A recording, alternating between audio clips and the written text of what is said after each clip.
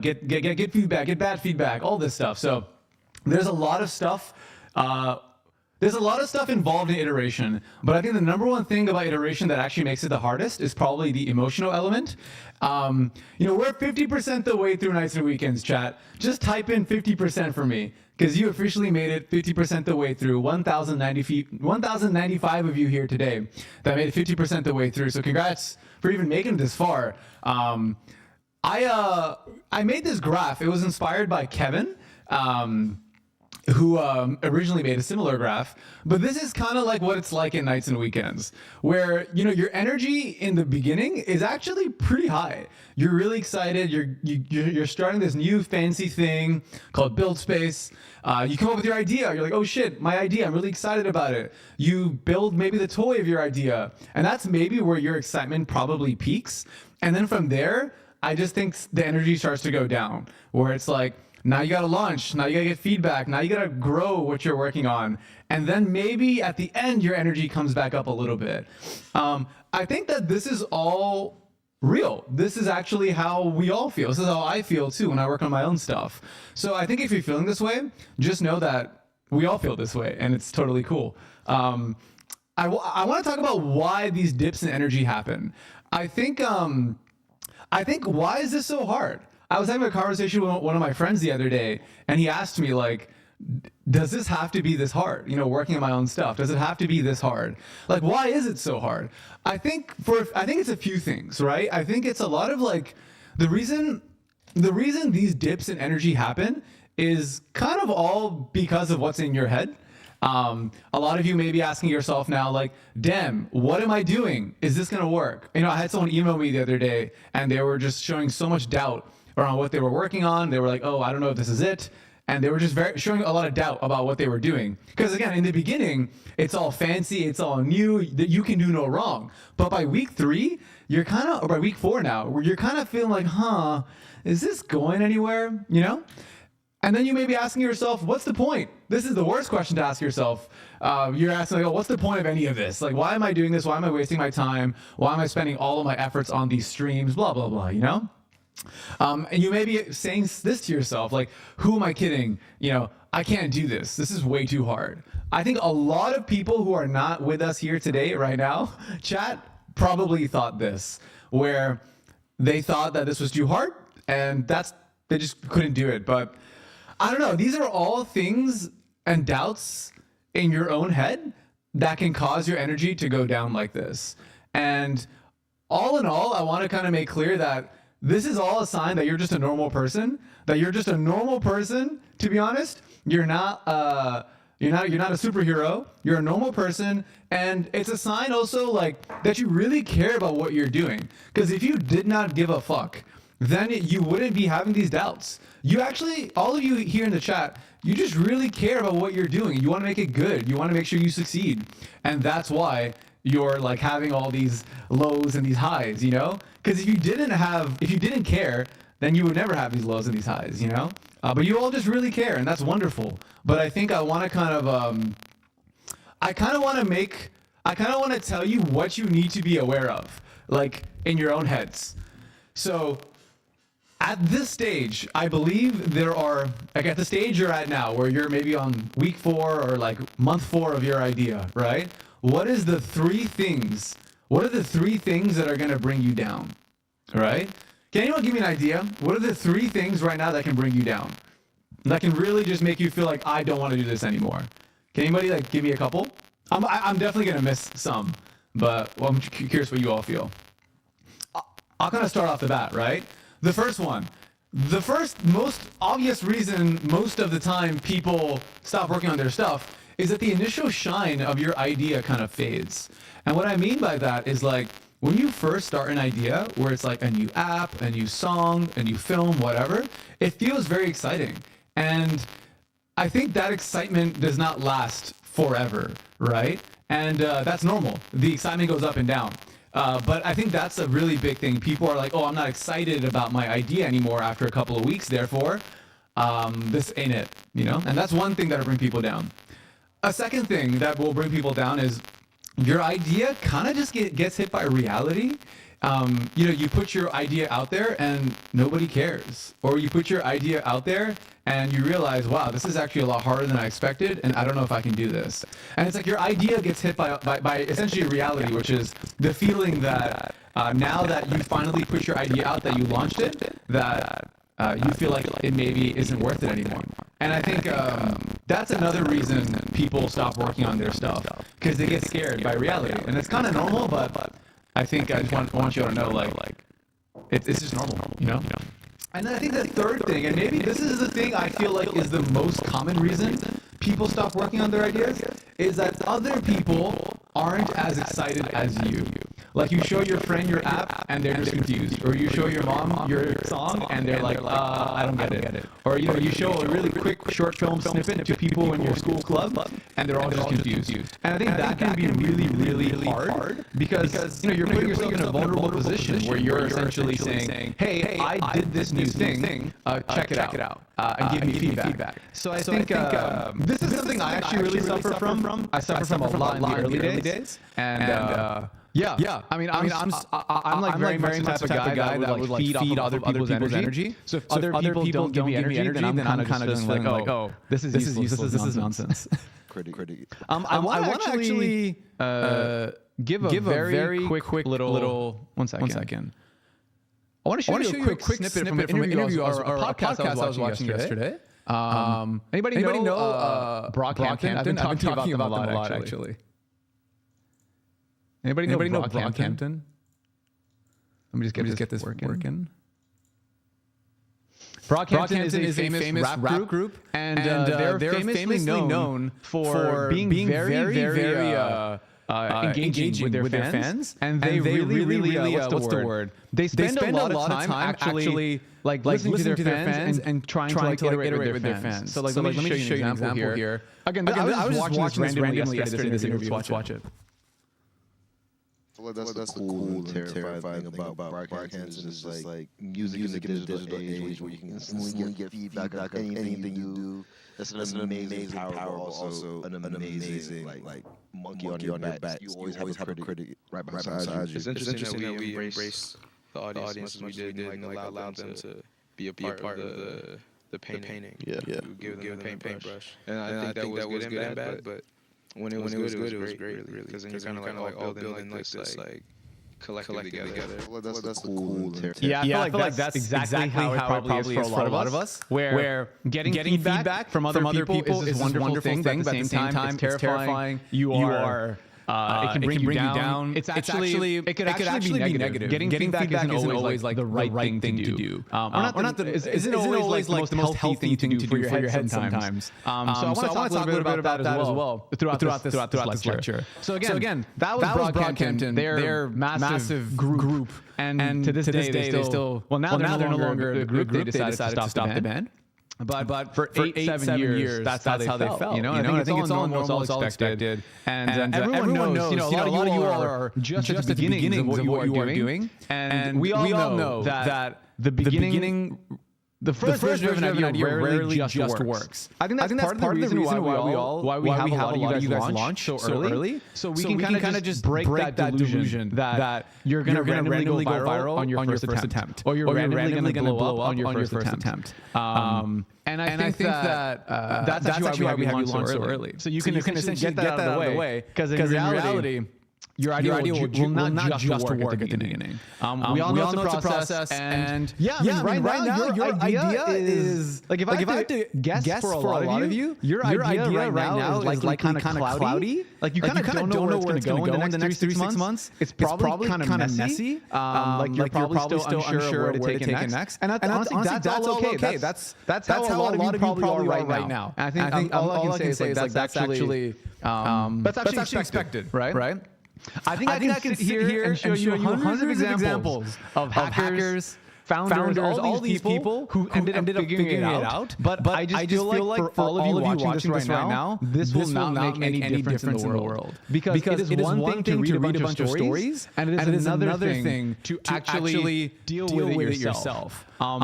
You can read a bunch of stories about Brockhampton, about like I don't know, Steve Jobs, whoever you look up to, and then learn from like and learn how they just kept going for a long time. But it is so much more different when you deal with it yourself. And I sympathize with that. I really do. Like when you actually deal with it yourself, that's when you're like, oh shit, like it's not just about moving forward. It's actually a lot of other things you have to do. And I feel like for a lot of you right now, this is maybe the number one doubt, which is, am I doing the right thing? You know, should I be working on my app right now? Should I be marketing something? Should I be growing my Instagram? Should I be learning how to do these new edits? You know, am I doing the right thing right now? I think that's like a doubt that really kind of eats at a lot of people early on. And I think that the right thing right now is really just moving forward. I would not focus too much right now on what the best, most right thing to do right now is. The right thing is just moving forward. And moving forward is actually pretty simple. And I want to talk to you all today about how to move forward from where you're at right now. Okay? Let's actually do a very quick review. Okay? You all have an idea. You all have a toy. You all have launched, right? Maybe 0 people checked it out. Maybe 100 people checked it out. Doesn't matter. You launched. You put it out there somewhere publicly. And you've gotten at least 10 people to care about what you're working on, right? Maybe you got one person, maybe you got 10 person, maybe you got 1,000 people. I don't know. But you should have a non-zero number of people right now who care about what you're working on. So first of all, take a step back. You all are already further than I got in almost 12 months in working on my ideas. If we think back to my lecture last week where I was talking about my little restaurant app, you all have already gone further than me in 4 weeks or 3 weeks than I did in 12 months. So first of all, just take a step back and realize that you're actually doing some good shit. But I think from here, you're probably realizing that your idea or your toy right now probably ain't it. How many of you feel like, yo, I think my toy isn't it right now? Like I think it could be better. Like press one if you feel that way. You should feel that way actually, I think, right now. Where it's like you feel like this is just the initial version. I have so many more ideas. I want to do something else. I think it could go further in this way. For most of you, it's probably a no. And if it's yes, sure, that's cool too. But in these really early days, it's probably a no. I think right now, regardless of if you're a yes or if you're a no, you're gonna have to keep on evolving what you're working on. So right now you got a toy.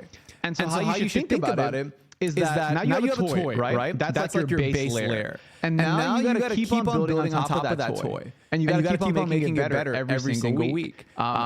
A lot of people think about it differently, where they essentially like. Actually, I'll cover that in a moment. But I think that's kind of how I want you to think about what you're working on. Like you are literally building a house, and your toy is just like the initial foundation, right? And you're just gonna keep on kind of building on top of it, and you're gonna learn what makes a great house along the way. You're gonna fix your past mistakes, and you're just gonna build this house.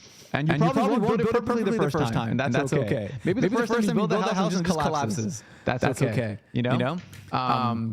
I think that this is what it means to iterate. To me, iterate just means taking what you got and evolving it every single week for the rest for many months and many weeks. So whenever you hear me say the word iterate, that's what I mean, chat. It means you took your toy and you kept on building on top of it every single week based on feedback that other people gave you. So anyways, this word is thrown around a lot, and I want to make sure I kind of talk about it properly. And yeah, this is all it means. It just means to improve your idea each week. So I think that you cannot do this by yourself. It's very hard to iterate by yourself. You can if you want to, but I don't recommend it. Like imagine how hard it would be to like come up with greatness by yourself in your room. It's pretty hard. So at the end of the day, you need help from other people to give you that feedback, to give you those insights, right? This is kind of based on that like video I showed at the beginning of the stream. Is that when you're stuck, when you're unsure, when you're confused, what you should do is not. You shouldn't close yourself from the world. What you should try to do is to get help from the people who show that they care. This is so important. I want you kind of to read this slide again. It's very important how it's worded. When you're unsure, confused, or stuck on next steps, you want to make sure that you get help from the people who show that they care about your project. That's really important. You don't want to just get help from random people on the street at this point. You want to kind of try to get help from the people that show some initial, that's kind of cool. Or I would use that. Or maybe they're already checking out what you're working on. And I would ask them really basic questions like, hey, why did you care about what I was working on? What did you like about what I was working on? Did you actually use what I was working on? What did you not like around what I was working on? Someone in the chat says allies. Yeah, Matthew. I think that's actually a really great way to call them. These people are your allies. They're your allies. They're going to help you fight this war. And I think that that's a cool way to think about it. And this is kind of what it means to get feedback. From other people. I think feedback is something that's thrown around a lot. And in this lecture, I'll also be kind of talking and touching more upon like how to get feedback. That's going to be like my more in about that's the latter half of my lecture. All right. It's just how do you get this feedback? But at the end of the day, this is feedback. Feedback is where you get other people who checked out what you were working on to give you their thoughts. Really simple. And it's important that you balance feedback with numbers, right? I think feedback is really emotional. Like when someone tells you that your app sucks, or when someone tells you that like something was good or bad, it can be very emotional, right? They're essentially coming at you with feedback and thoughts, and that can be really hard. From an emotional perspective. That's why it's so important to balance this feedback with actual numbers. So when I say numbers, it's very simple. How were your numbers last week? So chat, I want you to answer this question. Last week, how many people took an action showing that they care? For example, maybe you got 2 people on your wait list, 300 people followed you, 40 people bought your subscription, whatever it is. As of the last week, can you write this for me in the chat? Just how many people did this for you last week? How many people showed that they cared last week? Not just the number, by the way. I want to know literally what they did. Like 7 people who did X. 5 followers. 150 people checked out my film. That's pretty cool. 14 people played your new demo level. That's really cool. 60 people signed up. Nice. 70 new followers, 50 new subs. Love it. 4 people created a new account. Let's go, man. That's pretty cool. Okay, this is beautiful. This is awesome. So what's really beautiful about these numbers that you all are putting in the chat right now is that this is the most logical thing possible. Like just thinking about the numbers. Like there's no emotion in the numbers really. Like you shouldn't be happy or sad about 4 people checking out your app for 400. At the end of the day, that's just what you got, and that's okay. And I think that's kind of how I balance this. You kind of got to balance your metrics, which is kind of what you are putting in the chat right now. And you got to balance that with new feedback that you're getting. And then you got to balance that with your intuition. And once you balance all of those things together, that is how you know what to do next. Right?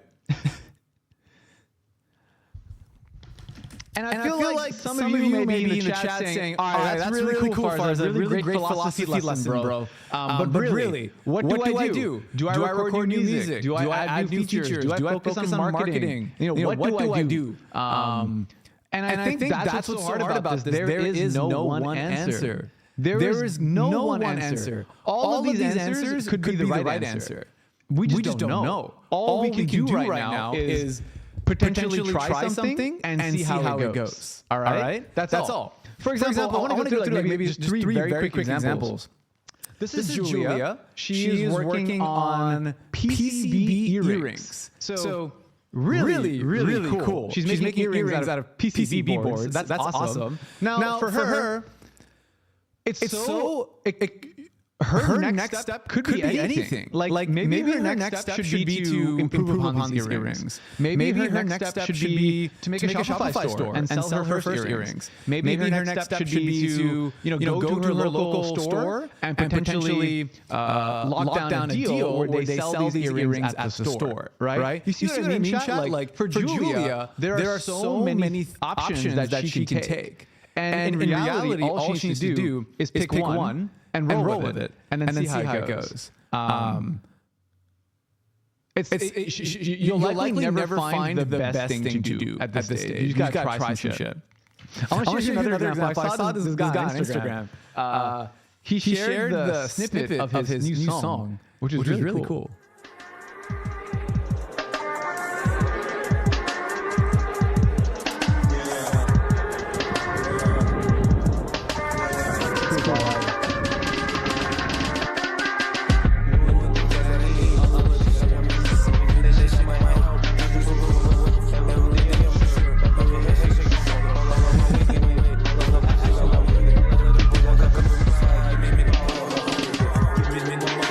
Okay, so that's a pretty cool song.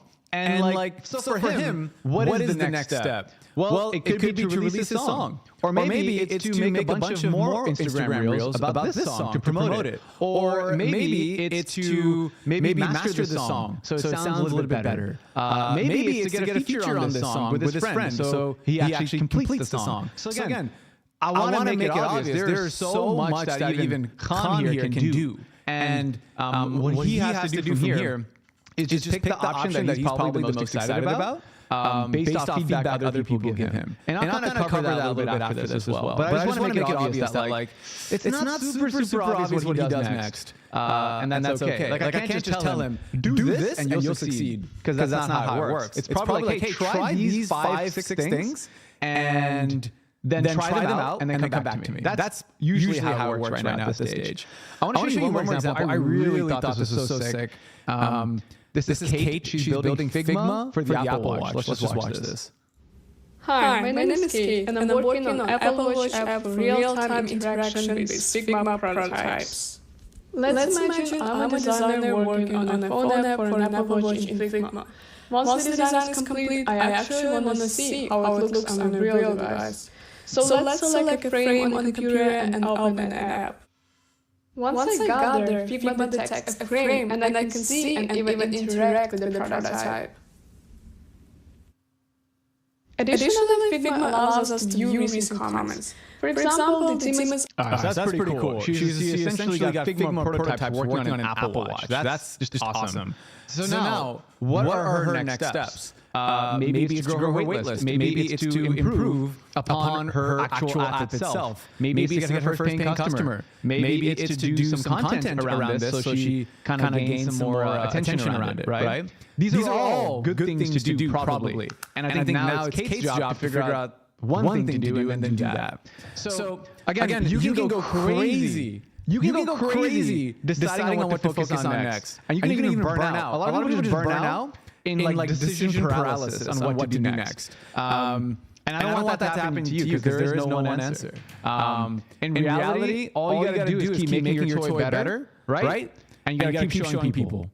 That's it. That's actually all you gotta do.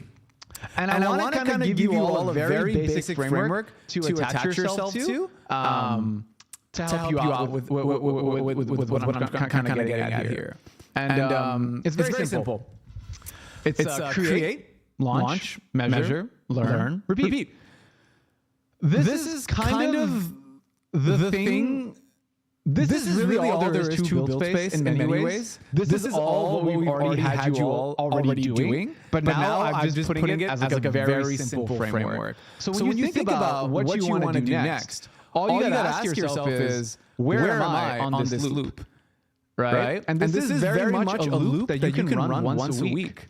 And if you run this loop once a week, that's all you gotta do.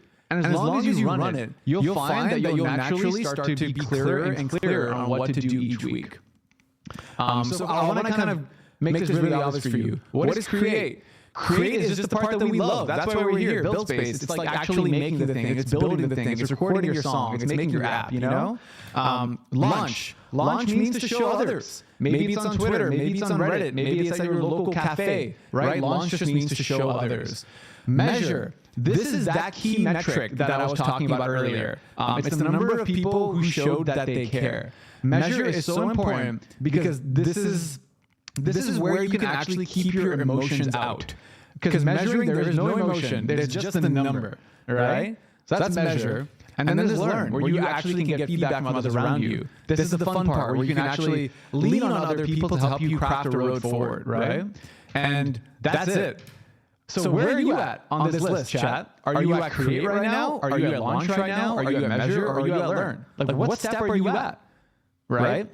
That's a great way to help you kind of ground yourself. Because in reality, you can totally run. We actually want you all for the remaining weeks, nights, and weekends to run this loop once a week. So there's 3 more weeks left on nights and weekends. We want you to run this loop 3 more times. Again, once a week is actually more than enough time to run this entire thing. Because if you imagine, that means you built something new, you showed the world, you got some new numbers, and you learned from a couple of people around you around what you should do. Where are you at right now? Oh, yeah, let's do a poll. That's cool. A lot of people are at create.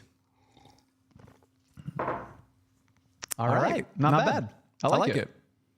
So that's obvious then, chat. It's obvious what you should be doing right now. And I think that's why we made this framework, because we know it's so hard to pick what to do.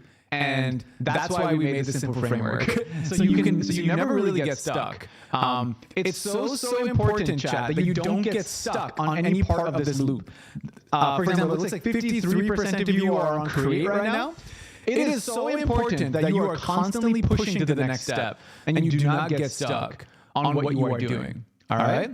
Otherwise, you can get stuck on create for 2 weeks. You can get stuck on launch for a month. You can get stuck on learn for like weeks. And then I think that like what ends up happening is you just waste a lot of time and you lose a lot of learnings. Because the more you run this loop, the more you actually learn, right?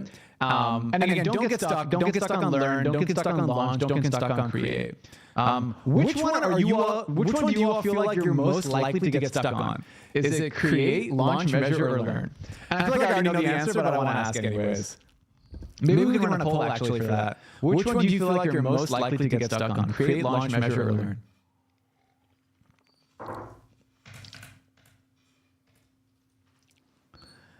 I actually want to see the poll. Someone's making it. Looks like most people are what I expected, which is create. I think that's so hard to deal with because you all love creating. You're builders, you're makers, you're doers, and you want to just spend forever creating. But it's important to always remember that your job here at Buildspace the next 3 weeks is to push yourself through this loop over and over again. Don't get stuck on any one thing. So for example, if I kind of go back to these examples, it looks like here Kate officially launched what she did. And she probably measured it, and she probably learned from a couple of people around what they thought about this. So what should she do this week? She should create something new based off that feedback and launch again. Get more people to check out this. And then just keep on running that loop over and over again. 49% of people are on create. That's wild. What's the second one? Launch.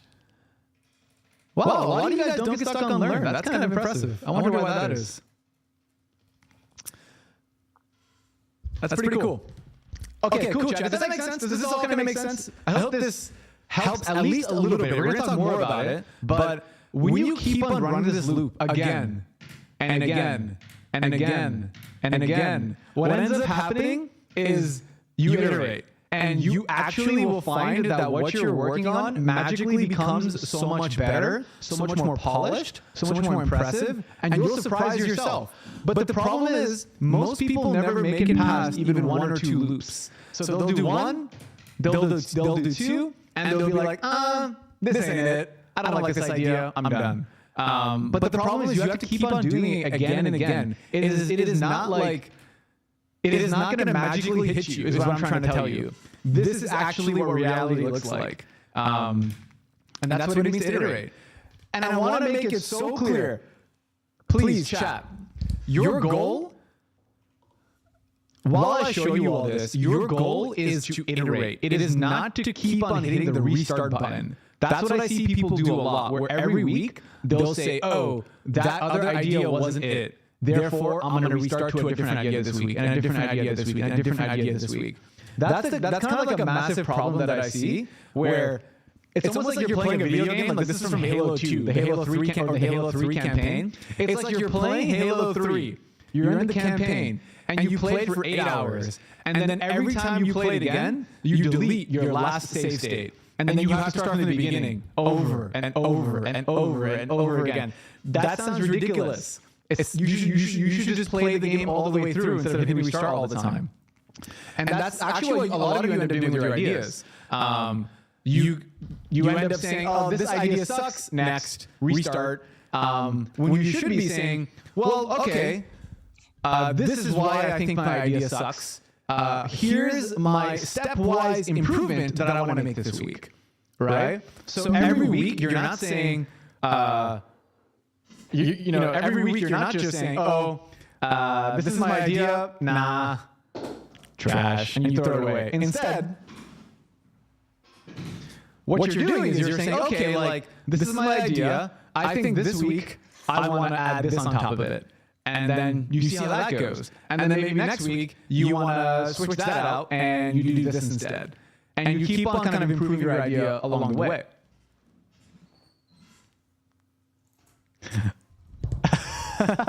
Chad, you're too funny. Okay. How much time do I got? I feel like I'm rambling right now. Oh, we got time. Cool.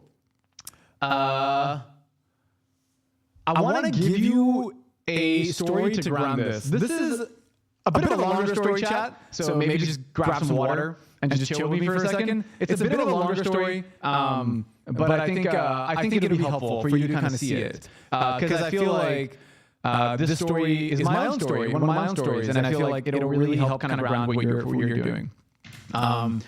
So I mentioned this a little bit in a previous lecture around how this kind of company started, right? Buildspace. So Buildspace started originally as a company called Zip Homeschool, a company where it would teach kids, it would help parents homeschool their kids. That was the idea. Literally, that's this company from 5 years ago, right? And at the time, I had no idea what I was doing. Every week, all I was doing was I was creating something new, I was launching it, measuring it, learning from it, and then continuing. And in reality, 5 years later, I'm still here doing that, right? So I want to tell the story in like more detail because I think that there's some details that I never have actually talked about where I think that it'll be really helpful for you to see how my journey went. Because honestly, my story is not full of greatness. It's full of a lot of like bullshit. And I think it's helpful to see. So in November 2019, I left. I was a co-founder of this company called Kanga. And I had left, right, in November. And then in December, I had no idea what I was doing, and I was just trying to start a school at my mom's house that would teach kids about math and science and coding, right? And what ends up happening is I get really, really into the world of homeschooling, and I ended up joining all of these random Facebook groups around homeschooling. And I found it so interesting because I was like, wow, so you're telling me that a kid can just completely leave school and get taught at home and learn essentially whatever they want? Like to me, homeschooling felt like a massive hack in the system. It felt really cool. So I kind of got into these Facebook groups and I started asking these questions. I was like, hey, like, how old are your kids that you homeschool? And I found that most people actually homeschool their younger kids, like ages 7 to 9. And I thought that was kind of interesting. And I also kind of learned, as I talked to more people on this Facebook group, that homeschooling is really hard. It's really hard on the kids. It's really hard on the parents. It's really hard also from a legal perspective because you have to do all this paperwork to make sure your homeschool is good. And so I launched this thing. I learned all this and I launched this thing. I launched Zip Homeschool, the simplest way to set up your homeschool. All you have to do was give me some of your information and pay me $45 a month. And if you paid me $45 a month, then I would help you out. I would help you essentially run your homeschool. That was the idea. And I actually, after a couple of days, got one person to care. And I still remember her name. Her name was Lucy. And I remember about a week after, or not a week after, but a bit of time after Lucy was a customer of mine, I asked her 3 simple questions. I emailed her and I said, hey, what's the best part about homeschooling for you right now? What's the most unfun part about homeschooling for you right now? And what is something you really want to improve when it comes to your homeschool? Chat, do you have one observation around these questions that I asked? At the time, these are actually pretty good questions, but what's an observation you have about these questions? Yeah, I put myself as lead of operations because I don't know why. I thought that sounded more official than CEO. Yeah, the reason this is a great set of questions is I'm not even asking her about Zip School. I am not even asking her about my product. I'm not asking her about whether my thing is good or bad. I'm only asking her about her life and her own existence. And I just want her to openly talk about her problems and her emotions, right? Let's check out her response, guys. Let's check out Lucy's response. So Lucy responds to me, oh my God. I'm showing her email address in there. God damn it. 1 second, chat.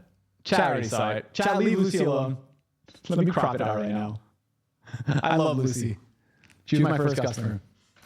So this is Lucy, right? This is her response.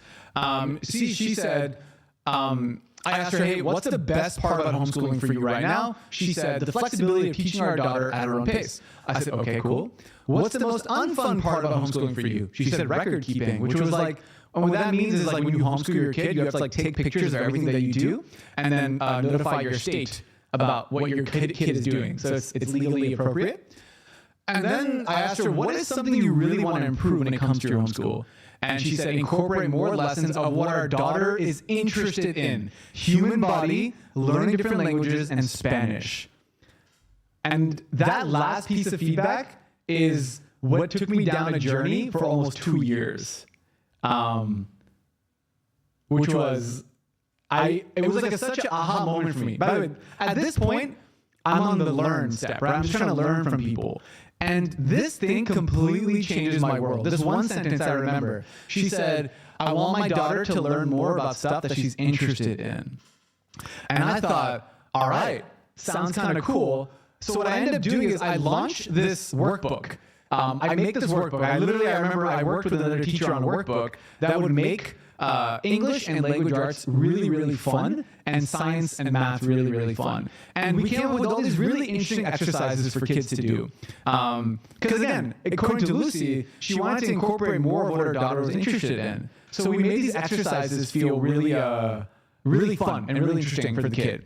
And we launched that. And this goes crazy. So when we launch it, we get like, I think it was like 571 people.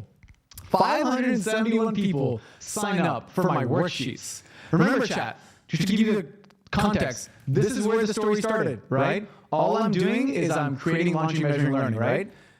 So at this point, I create this, I launch it, and I measure it. And 571 people find it interesting. And look at all this feedback. I love the worksheets. We love the lesson plan. I love the resources, blah, blah, blah. And a bunch of feedback, right? And this was actually really, really interesting because now it's like, oh shit, I have more learnings. I learned that people actually wanted my worksheets. And by the way, all I did was I took these worksheets as a PDF and I just posted it on a bunch of Facebook groups for homeschoolers. And I'm like, hey, I made a free workbook. Go check it out. Just give me your email and I'll give it to you. And it blows up. And then as, now I'm back in the learning state, right? I got to actually ask people about these worksheets. And I used to ask people, I remember I asked someone, how's your homeschool going? Anything in particular annoying? And people would say, I got a lot of feedback about the worksheets. The feedback on the worksheets was, it's really hard to do these worksheets, man. I got to print them out. I got to grade them myself, and I got to input it to your system. It's too long. It takes me too much time. It's really annoying, but I love the worksheets. And so, in my head, I'm like, okay, cool. That's great feedback. Let me create my next thing. Let me build on top of what I'm already doing. So what I end up doing is I start coding. And what I end up doing is I take all of the worksheets that I made and I just put them in a very simple website, in a super, super simple website. And it looks like this. It lets you actually do all of my worksheets in the website. And you could also check off everything you're doing with your kid. So that's me iterating, right? That's me kind of creating something new. And I launched this version of what I was working on, and this absolutely explodes. Like, I think we have like 10,000 people who sign up for essentially this. It looks really, really simple, but that's what they sign up for. And then I get back to my learning, right? I'm like, okay, cool. I got almost 10,000 people now that checked out my worksheets. What can I learn from them? And I would ask people this question, which is, what's something you wish you could do with your homeschool? And they would say something like this. Almost every time, this is what parents would tell me. Parents would tell me, I don't have enough time to take my child through some of the more fun science lessons. A lot of parents were really, really focused on math and reading because that was already a big bulk of their work. And by the end of the math and reading stuff, the parent was usually kind of tired. So the parents told me, hey, I love your worksheets, but honestly, I wish I could have more fun science stuff. And I then asked them the simple question. I was like, hey, there is a bunch of YouTube videos that teach kids science. Why don't you just watch those? Like, those are great. And I remember I would show these parents these YouTube channels with amazing science videos. And all the parents told me the same thing. Can you guess what it was, chat? Why did parents not watch recorded science? Like, I had no idea. Again, I'm just a 24-year-old kid. I don't have children. I'm just learning. I'm at the learn step right now. And I want to learn like why these parents don't just use YouTube. And turns out my child pays more attention when it's live.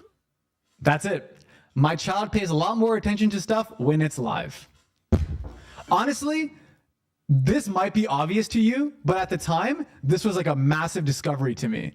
I had no idea, because again, I don't have children, so I'm just learning as I go. And I have no idea that live would be more interesting than pre-recorded. Because to me, a YouTube video would teach me just as much as a live. So I was like, I wonder what's up with that. So guess what we do next, chat? I take this feedback, and I essentially say, okay, I'm gonna essentially run live classes on Zip Homeschool. And so you remember my little product I built, right? I added a live section, and I hired a teacher. Her name's Emma, and it was very simple, actually. We taught these classes live on Zoom, and there would be like hundreds of kids watching, and Emma, the teacher, would actually interact with them through the chat, kind of like what you guys are doing right now. So it's kind of weirdly similar, but I want to show you all how it looked. This is an actual recording from back then. Because remember, I took this learning that the parent told me, which was, hey, my child pays more attention when it's live. And then I launched this. I created and launched this, which was Zip Live, like live classes with the world's best teachers. So let's watch. Just to give you guys the vibe. Everybody has to go to the doctor sometimes. Sometimes we get hurt. By the way, this was a doctor training class. So you could actually kids would be so interested about becoming doctors. And so we would create these themed classes around how to become like a doctor, an engineer, a scientist, an artist, etc. We have to go to the doctors. Sometimes we go to the doctor to get a shot to make sure we stay healthy. Sometimes we go to the doctor because we have a stuffy nose. By the way, context, there's hundreds of kids watching this live right now at that moment. There are all different reasons that people have to go to the doctor. And now, if you have ever been to the doctor before, give me a thumbs up emoji. Send it this way, and we'll see just... Give me a thumbs up emoji, chat. How many? Wow, look at all those thumbs ups coming in. Fantastic. I can see that so many of you have been to the doctor before. So that was the vibe, right? And the whole class would be really simple. it would be Emma essentially going through and helping a kid with an upset stomach. And along the way, the kid would learn a lot about why their stomach gets upset and some also interesting medical language. And chat, this may seem really, really simple, but this explodes. And I think when we launched this thing, we had like 15,000 people sign up for a class like nearly immediately. It was blowing my mind, right? And I started getting this feedback. Like now, people were just giving me feedback directly. I didn't even have to ask them anymore. Parents were saying like, my kid wants these other classes. Like they want space classes, or they want like, I don't know, classes about like other things, music. And we started making a bunch of classes. This was a class about space. This was a class about animals. We actually would take the camera to zoos, and we'd have the zookeepers teach these kids live. We'd also hired artists, like artists in school, who would teach these kids how to draw. And this was one of our classes, drawing Pokemon. So kids would draw Pikachu over 20 minutes. And chat, I can't really explain to you because it's so hard to explain the feeling, but Zip School becomes like a mini phenomenon, a mini viral phenomenon amongst like the parenting community of kids ages 4 to 7. And it was really, really weird. Like, not weird, but it was just weird for me to see how big it got. We had a Facebook group, and this was just like, it was amazing. Like, you'd have kids taking these classes together, like as siblings. You'd have kids taking these classes with their grandmas. It was so cute. Kids would do the most interesting things, and they would really impress us with what they learned. And it was beautiful. We dropped merch, and all of a sudden, kids were repping our merch. Kind of like at buildspace. Again, kind of weird how similar this all is. But again, kids loved our merch and would rep our merch. And the story goes on, and Zip School gets to 100,000 kids over the course of 2 years. And that's kind of the story. But I think the reason I tell you the story is because I didn't know what I was doing. I literally started with the stupidest idea, which was this. Like the most simplest idea. And every week, I just kept on creating something, launching it, getting feedback, creating it, launching it, getting feedback, creating it, launching it, getting feedback. And as I kept doing that for almost a year, I ended up getting to this point with Zip Live, with the team. And honestly, I could have never known where I was going. I just had to start going. And I know that's a bit of a long story, so thank you for sticking with me, chat. But the reason I tell that story is because all of this just happened because I kept running that loop over and over again. Like I didn't overthink it too much, you know? It's better to move forward than to stay still in general where you're at right now. It's like the mini version of buildspace. I'm telling you, chat. It's actually really. When I was making this slide deck, I was like, huh. This looks exactly like buildspace. But for 7-year-olds. Wait a second. So I see the chat. People are kind of already asking. And by the way, just to kind of keep going, eventually we built our own platform. It got really cool, actually. Zip School became really cool. We hired almost 60 teachers that taught these classes. It was beautiful. And yeah, Zip School was not born. Zip School was built. And it started with one piece of feedback. This one piece of feedback is what built Zip School and then eventually led to buildspace. That one little piece of feedback that said, hey, my daughter is interested. My daughter wants more lessons on what she's interested in. And in a weird way, that's kind of how we ended up at buildspace, where we realized that people just want to do what they're interested in. Whether you're a kid, whether you're 20 years old, whether you're 40 years old. And it's kind of beautiful how that one piece of feedback brought us all the way here. And so I see some of you kind of asking in the chat, like, what happened in Zip School? Sounds pretty cool. Where did it go? You know, I think sometimes little tiny changes can't save you. Like you actually have to change something really big. And I remember at the time, we had a decision to make, which was, do we want to keep going with Zip School, or do we feel like there's something more interesting that we're excited about that could potentially be bigger. And that's actually why we made the decision. It sounds kind of crazy looking back because we had almost 100,000 kids, but we made this crazy decision to change from Zip School to buildspace. Because we felt like buildspace was one, the thing that we were more excited about, and then two, the thing that we felt could actually get to more people. And that's really it. It sounds kind of crazy, but after again, we were 2 years into Zip School, and I think that what I want to kind of get across to you here is that these large changes, like a massive change, like Zip School to buildspace is a massive pivot. It's a massive change. But honestly, those massive changes, those massive pivots, they are years and months in the making. All right. Most of you right now are way too early to make massive changes per se. You need to make changes, but you should be making changes that completely restart your idea. At the end of the day, Zip School to buildspace almost felt like a restart. But it was still kind of similar. It had the same mission, but it was still very much a restart. And I think right now for you all, you need to make sure that you're not restarting every week. You can restart later if you feel the need. But it's very important that at this stage you kind of make iterative progress versus hitting the restart button over and over. Chat spamming. Thank you, Lucy. Thank you, Lucy. I have not hit up Lucy in over 2 years. She was really cool. She canceled her subscription though. So shout out Lucy.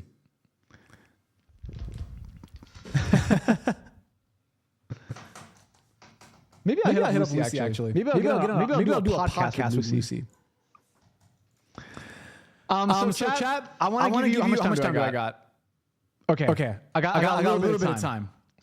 Chat, obviously a massive part of my story was asking for feedback. A massive part of, I don't want to call it my success, because I don't really consider myself successful, but a massive part of like my path forward was asking for feedback. And the questions that I asked are actually what led me to the right next step. I think that asking for feedback properly is the most underrated, the most unsexy thing possible. And I want to kind of cover it quickly here. And I'll also be covering it more in depth at the lab. So in the lab, we're only going to be talking about asking for feedback. But I want to kind of give you like the mini lesson right now. Feedback is what's to put it? I guess this is kind of true. I mean, I wrote this, but feedback is what you need to use to help you decide what to do next. A lot of people think that feedback is just what you do, where you take it and then you do it. For example, maybe someone let me give an example here. Maybe someone says, I hate the beat at this one part of this one song. Right? That doesn't mean that you just change your beat. Maybe someone says, I love the design. That doesn't mean that you just keep your design. Maybe someone gives you feedback. I would totally check this out. That doesn't mean that doesn't mean your idea is good. And I think that's kind of like a very common thing that I see, where people think feedback is like this thing where you have to ask other people for feedback and then take the feedback and then implement the feedback immediately. You know what I mean? At the end of the day, feedback is supposed to give you new inspiration. It's supposed to drive you forward. But asking for feedback is truly an art. So, y'all want feedback, yes or no? The fuck? Of course they want feedback. Dante, what are these polls? 99%. Come on. Your job right now is to understand, like, let me tell you why you ask for feedback right now. Your job is to understand why people feel a certain type of way about what you're working on. And I'll kind of get more concrete with that in a moment. I want to tell you two things around what not to do. All right? The two worst things possible you can do when asking for feedback. And honestly, chat, 99% of you have done this before already. Number one, do not ever defend your idea. If someone says, like, you know, I don't like your coffee cup. I don't like its color, and I also don't like your logo. Also, when I drink the coffee, I don't like how the tip of this thing feels. It's like plasticky. I don't like it. Now a lot of people here will start defending, which is like, well, the color of this coffee cup is this way because my great-great-grandfather, started this company and then he wanted this color. And our logo is that way because I have a graphic design degree and the aesthetics of this logo are just perfect. And why is the top of the cup feeling that way? Well, it's biodegradable. And therefore, it doesn't feel perfect. That's called defending, chat. And I promise you, every single one of you have done this before, and it sucks. It's the worst thing you can do. Let me tell you what you should do instead. You need to ask. What do you do instead? You just ask them why they feel that way. When someone says, "Oh, I hate the top of your coffee cup," or "I hate the UX of your app," what do you say, chat? You ask them why. You ask them why until they get tired of it. Because you need to really understand why they're saying that stuff. Don't just sit there and defend, because that's the worst thing possible. You are too early to defend your idea. Everything should be open to change right now. That's one. Okay? Throw the rabbit R1 again. Nah, man, come on. I paid for this. Come on, chill.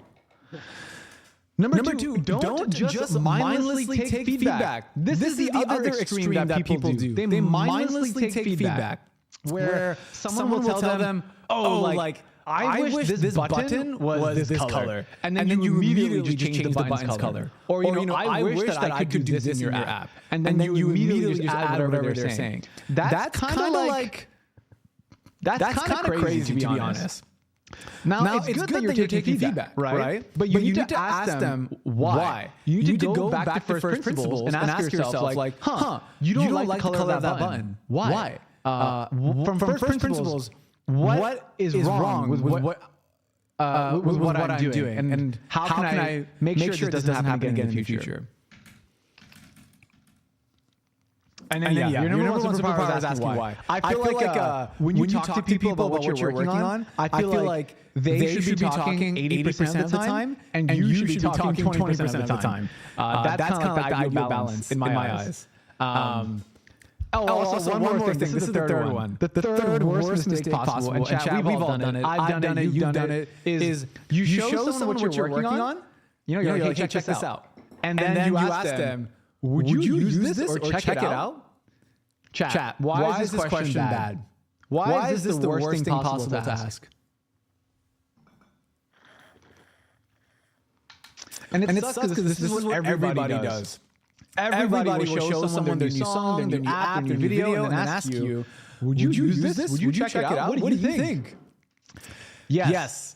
People will just be nice to you. Very rarely, chat, will you meet a person that just keeps it straight with you. Very rarely. They'll want to be nice. And also, it's kind of a leading question. I've always hated it. At a restaurant, when someone comes up to you, like the manager walks up to you, like the manager is doing their rounds at a restaurant, and they walk up to your table and it's like, hello, sir, is the food to your liking? Or how good is the food? The question is so leading. It already puts me in a position of like, he wants me to tell me how good his food is. Versus if I wish they would ask me sometimes like, sir, thank you so much for coming to my restaurant. What is one thing you like about this dish? And what is one thing you don't like about this dish? And honestly, if more restaurant owners asked that question, we'd have more better restaurants. Instead, all we have is like, is the food tasting good? And I think that's kind of the thing that you all do as well, where you all are like, would you check this out? Do you like this? Etc. And by the way, I know in restaurants, usually waiters and waitresses just want to ask the question and get it over with, because they're just trying to do their job. But when the manager comes around, I wish the manager would ask me better questions. The waiter and waitresses, I forgive. They're just trying to do their job. And I think your goal right now is not. Your goal right now is not to figure out if your idea is good or bad based on what you ask. Arna asks, what do we ask instead? I'm going to show you a trick in a bit. I'll show you in 2 minutes. But I think a lot of people do this where like they'll the reason that they show people their idea is because in the back of their head, they're trying to validate themselves and their idea. Like they're like, oh, I hope this person likes it, because then that means I'm onto something. But no, chat, don't do this. That's the worst thing. Your goal is not to figure out if someone likes your idea or not. That's not going to help you, okay? Your goal is to have a conversation with the person, and that is what leads to new insights, all right?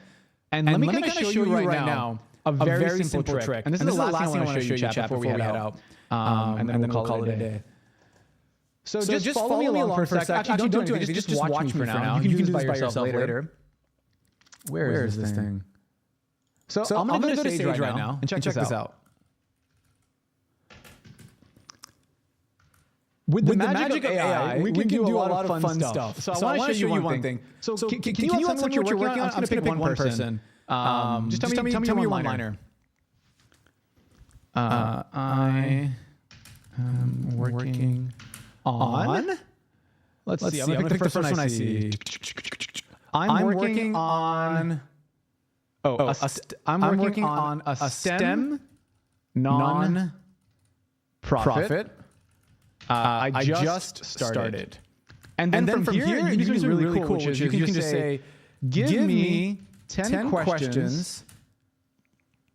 Fuck my life. 10 questions to ask my users based on the book, The Mom Test. And by the way, this book is a very popular book around how to talk to people about your idea. So all I'm telling the AI is, give me some questions. Let's see what we get here.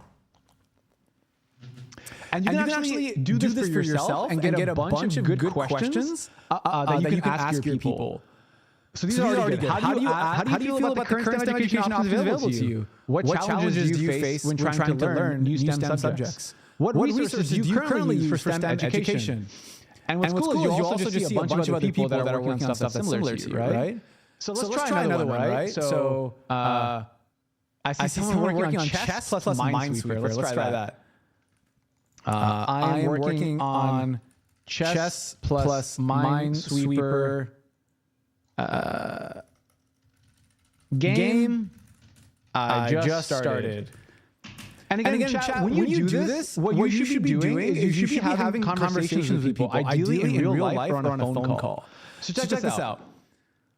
Okay, that's not that great of a question, to be honest with you. I don't like that one. I like this question. How often do you play chess or Minesweeper? What do you enjoy about chess or Minesweeper? What frustrates you about chess or Minesweeper? How do you usually discover new games? These are really great questions. Why?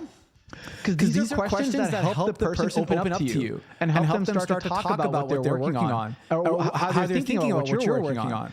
And what's cool here is that when you do this and as you talk to people, it's really weird chat. And you just have to believe me and just do it yourself. But you'll find yourself coming up with random ideas while you're on the call or while you're talking to them.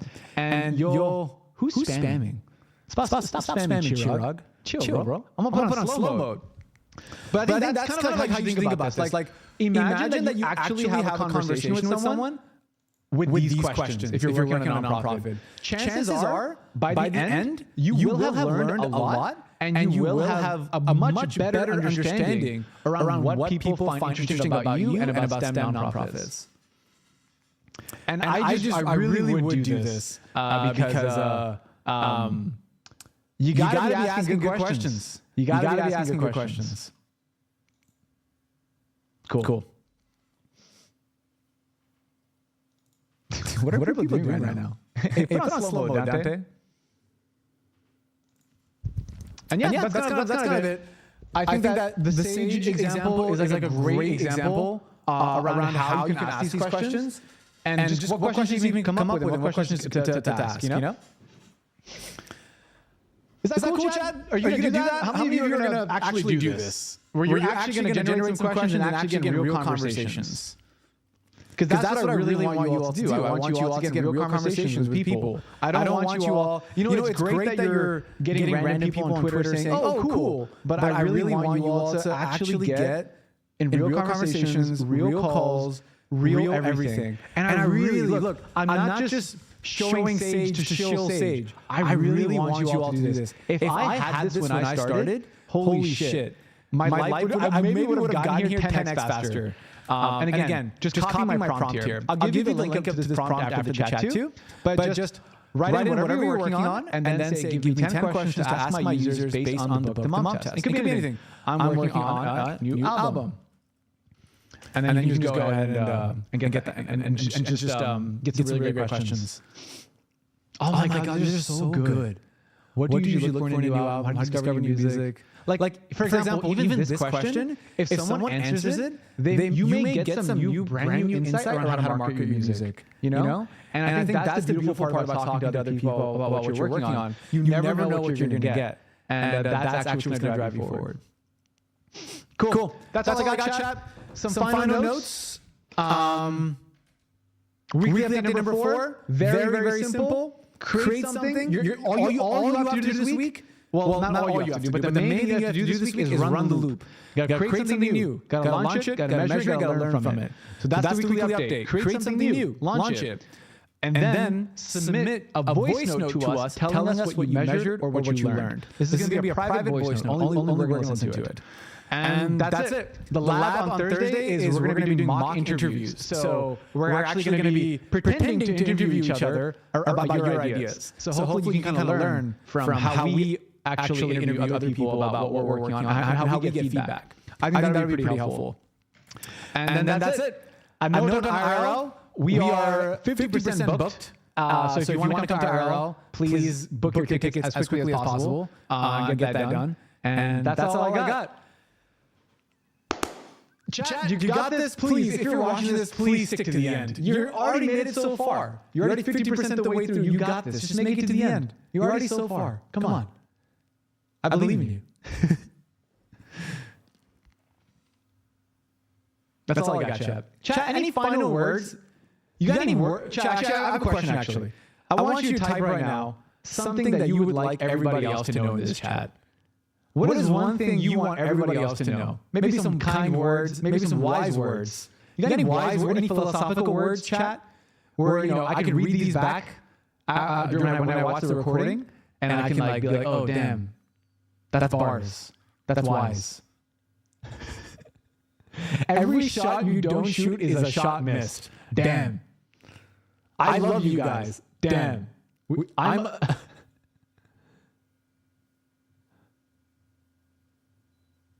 Date bio. Believe in yourself. Lock in. Damn, this is actually pretty inspiring. Cool, chat. Thank you so much. We're going to stick around here for a couple of hours just co-working, and we're going to send you the weekly update in like an hour or two, and everything you need for week 4. But see you at the lab. That's all I got. Peace.